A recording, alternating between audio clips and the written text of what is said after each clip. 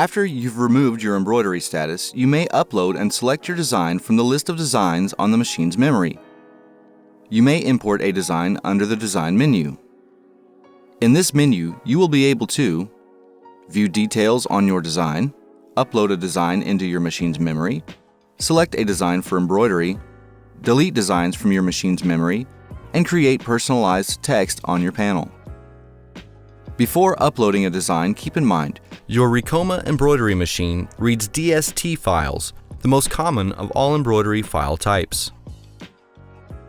If your embroidery file is in another file type, you will need to change the file type by using the software that comes with your machine.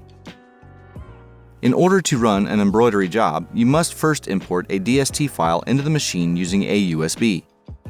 Once you have your DST file saved onto your USB, insert the USB drive into the USB port on the right side of the panel. Next, press the Design key to enter the USB embroidery machine's memory interface. Your machine will now display a list of all the files in your USB's memory. Keep in mind, when there is a USB in the machine's USB port, the USB memory will automatically appear when you select the Design key. Next, select the file you wish to input.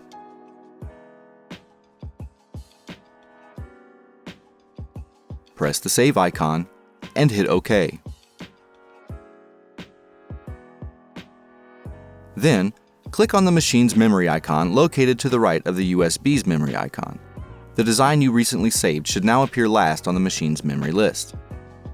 Next, click on the design you wish to embroider and click the green checkmark key. Your design should now appear on the main menu of the machine's panel. You're now ready to center and trace your design for embroidery.